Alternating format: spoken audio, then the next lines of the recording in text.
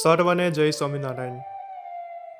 ગઢડાના ગામધણી દરબાર શ્રી જીવા ખાચર, જેમણે સ્વામિનારાયણ ભગવાન અને દાદા ખાચર આદિને મારવા માટે અનેક કાવતરા કરેલા, અને એમાં પણ ભાવનગરના ગામધણી દરબાર જે હતા તેઓની પણ કાન ભંભેરણી કરી તેમને ઉશ્કેર્યા હતા, અને હજારોની સંખ્યામાં સૈનિકો મોકલાઈને બહુ મોટું ધીંગાણું કરાયું હતું। વળી ભાણ ખાચર કરીને હતો, તેણે તો ભગવાન સ્વામિનારાયણના પારાઓને ગવડાવ્યા હતા, અને એમાં પણ દાદા ખાચરના જે દ્વેષી રાજાઓ હતા તે લોકોને પણ જીવા ખાચરે ઉશ્કેર્યા હતા, અને 2000 જેટલું સૈનિકોનું લશ્કર ગઢપુરમાં આવેલું હતું। આ 2000 જેટલું સૈન્ય જ્યારે ગઢપુરમાં આવ્યું ત્યારે ભગવાન સ્વામિનારાયણ પોતે નરસિંહ રૂપે થયા હતા, અને દાદા ખાચરની ફોઈ સુમાદેવી તેઓ તો પોતે ચંડી રૂપે થઈ ગયા હતા, અને હજારોની કતલેઆમ બોલાવી નાખેલી હતી। અને ભગવાન સ્વામિનારાયણે એવું દિવ્ય ઐશ્વર્ય વાપરેલું છે કે જ્યારે પણ ગઢપુરમાં આ બધા લશ્કરો આવતા અને તે લોકો જ્યારે બંદૂકો ફોડતા ત્યારે બંદૂકનું બરિયાન ખાઈ જતું, અને એક ગોળી પણ બંદૂકમાંથી નીકળતી નહીં। અને આ વાળા યુદ્ધમાં પણ એવું થયું, 2000 જેટલું સૈન્ય બધું નાઠી મર્યું। અને આ યુદ્ધમાં તો મહારાજના હાથમાં તીર, ધનુષ્ય, ભાલો આદિ અનેક શસ્ત્રો હતા। અને જ્યારે આ યુદ્ધ પતે છે ત્યારે ભગવાન સ્વામિનારાયણ જીવા ખાચરના દરબારમાં ગયા ને જીવા ખાચરને હાકલ મારી કે આ તારું કર્મ છે, તે આ ફેરે તો તને જાળવું છું, નહીં તો તારો નાશ થઈ જશે।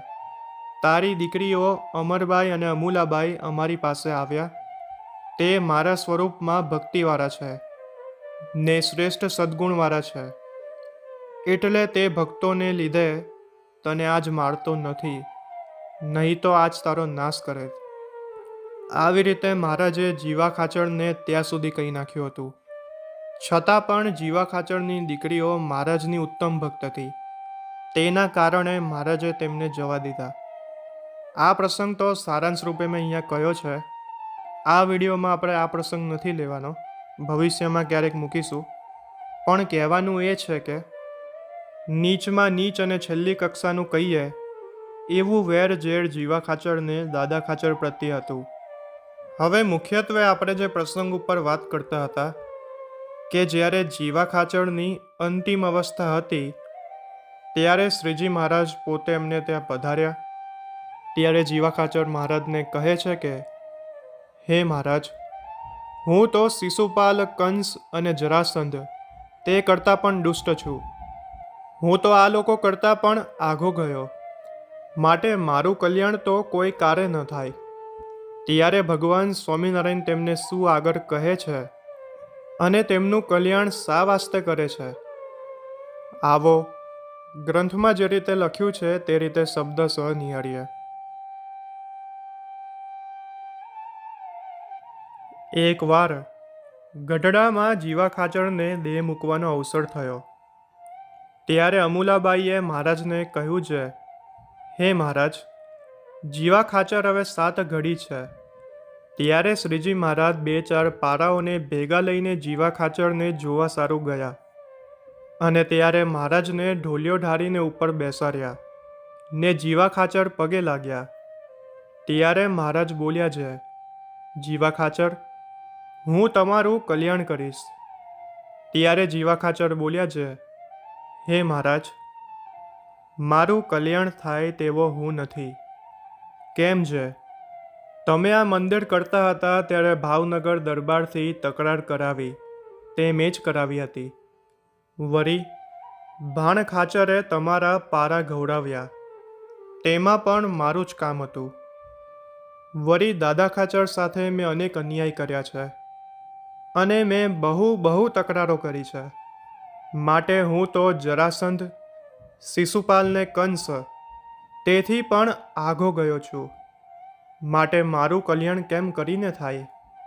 ત્યારે મહારાજે જીવા ખાચરનો જમણો હાથ પોતાના હાથમાં ઝાલીને 3 તાળીઓ મારીને કોલ દીધો ને બોલ્યા છે, આ અમારા કોલ છે, તમારા કલ્યાણ અમારે કરવા। એમ કહીને મહારાજ ઉઠી નીકળ્યા અને પોતાને ઉતારે આવ્યા। ત્યારે જીવા ખાચરે દેહ મૂકી દીધો અને તેમનો અગ્નિ સંસ્કાર કરવા લઈ ગયા. તે મહારાજે દાદા ખાચરને આભળવા એ સ્મશાનમાં મોકલ્યા, પણ 80 પારા દાદા ખાચરની રક્ષા કરવા ભેગા મોકલ્યા ને તે પારાને કીધું છે, આ દાદો તમારી પાસેથી માગી લઈશ. એવા વેરઝેર હતા, છતાં પણ જીવા ખાચરનું કલ્યાણ કર્યું. પછી સાંજ વખતની સભા થઈ. ત્યારે મહારાજે મુક્તાનંદ સ્વામીને કહ્યું છે, સ્વામી, અમે તો જીવા ખાચરનું કલ્યાણ કર્યું. ત્યારે મુક્તાનંદ સ્વામી બોલ્યા છે, હે મહારાજ, તમે તો અધમો ધારણ છો, પતિત પાવન છો, તે તમે કલ્યાણ કરો એમાં શું આશ્ચર્ય કહેવાય. ત્યારે શ્રીજી મહારાજ બોલ્યા છે, જીવા ખાચરના 2 ગુણ સારું મેં તેમનું કલ્યાણ કર્યું છે. ત્યારે મુક્તાનંદ સ્વામી બોલ્યા છે, હે મહારાજ, એ 2 ગુણ શા હતા? ત્યારે મહારાજ બોલ્યા છે, જીવા ખાચરને ઘેર અમે જે દિવસ રહેતા તે દિવસ મને હાથ ધોણું થયું હતું. ત્યારે જીવા ખાચરે પોતાના વાસના રહેવાના ઘરમાં દિશા જવાનો ખાડો કર્યો. ત્યારે મેં કીધું છે, ઘરમાં ખાડો હોય નહીં. ત્યારે જીવા ખાચર કહે, મહારાજ, તમારી ઉપર મારું ઘર વારી ફેરીને નાખી દઉં, તમથી મારે બીજું કાંઈ વધુ નથી, એક તો એ ગુણ. મહારાજ અહીંયા એવું બોલ્યા કે જ્યારે અમારે દિશાએ જવાનું વારે વારે થતું ત્યારે જીવા ખાચરે પોતાના ઘરમાં ખાડો કર્યો અને ત્યાં દિશામાં જવા માટે અમને બંદોબસ્ત કરી આપ્યો. અહીંયા એક હું ટકોર મૂકું, ભગવાનને આપણે મનુષ્યની જેમ દિશાએ જવાનું હોય જ નહીં. ફક્ત મનુષ્ય રૂપ ધારણ કર્યું હોય એટલે આપણી જેવી લીલા કરે. રામજી જોશીએ ગોપાળાનંદ સ્વામીને એમની સામર્થ્ય પૂછી હતી, ત્યારે ગોપાળાનંદ સ્વામીએ 6 જેટલી સામર્થ્ય એમને કહી અને એમાં એવું બોલ્યા હતા કે એક સ્વામિનારાયણ ભગવાન અને હું પોતે, અમે બંને જણા માતાના ગર્ભમાં ક્યારેય ન આવીએ. ફક્ત એવું દેખાય કે જન્મ થયો છે. સ્વામિનારાયણ ભગવાને પોતાનો અંતિમ લીલામય દેહ જ્યારે ત્યાગ કર્યો હતો ત્યારે ગોપાળાનંદ સ્વામી જ્યારે અક્ષરઓરડીમાંથી બહાર આવે છે ત્યારે બધા સંતો ભક્તોને કહે છે કે ભગવાન સ્વામિનારાયણ તો આ પૃથ્વી ઉપર આવ્યા નથી અને ગયા પણ નથી, એ તો સદા પ્રત્યક્ષ છે. તો ખાસ કરીને મારે સર્વને કહેવાનું કે સર્વોપરી પુરુષોત્તમ નારાયણ, પરબ્રહ્મ પરમાત્મા, સર્વેશ્વર એવા શ્રી ભગવાન સ્વામિનારાયણ એ પોતે દિવ્ય છે. એમનો જે શ્રી વિગ્રહ દેહ આ પૃથ્વી પટ ઉપર દેખાતો હતો એ પણ દિવ્ય હતો, મનુષ્ય જેવો નહોતો. અને રહસ્યની વાત તો એ છે, 9 મહિના જેટલું ભક્તિ માતાના ઉદરમાં રહ્યા એ તો ખાલી કહેવા પૂરતું છે. ભગવાન તો પોતે દિવ્ય બાલ સ્વરૂપે જાતે જ પ્રગટ થઈ ગયા હતા. તો ભગવાન જે કંઈ મનુષ્ય લીલા કરે છે એ ખાલી દેખાવા પૂરતી છે, ખરેખર એવું હોતું નથી. તો મહારાજનો આ જે પહેલો ગુણ અહીંયા વર્ણવ્યો છે તેમાંથી આ પ્રસંગ નીકળ્યો એટલે અહીંયા મેં નોંધ્યો છે. હવે મહારાજ જીવા ખાચરનો બીજો ગુણ કહેતા કહે છે કે અને એકવાર જીવા ખાચરને ઘરે શેરડી છોલતા હતા ત્યારે મને છરી વાગી હતી, તે આંગળીએ લોહી નીકળ્યું. ત્યારે જીવા ખાચરે માથે મેકર બાંધ્યો હતો ને તેને છેડે કસબ હતો. તે કસબ ફાડવા માંડ્યો ત્યારે મેં કીધું છે, કસબ ફડાય નહીં, મેકર બગડે. બીજું કાંઈક લુગડું પાટો હોય તો તે બાંધવા માટે લાવો. ત્યારે જીવા ખાચર કહે, મહારાજ, આ મેકર તમારી ઉપર વારી ફેરીને નાખી દઉં.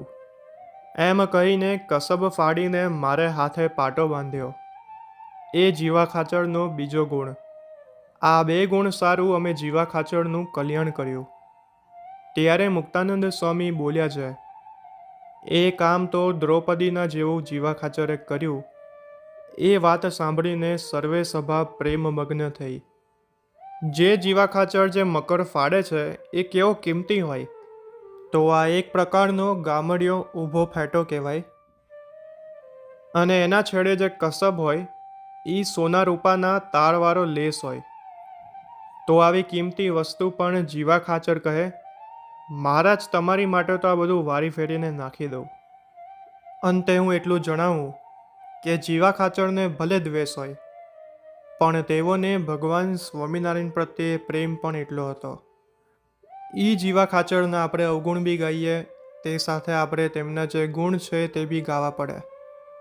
આજે જીવા ખાચર અક્ષરધામના મહામુક્ત છે, અને તેઓ છે નહીં, તેઓ હતા જ.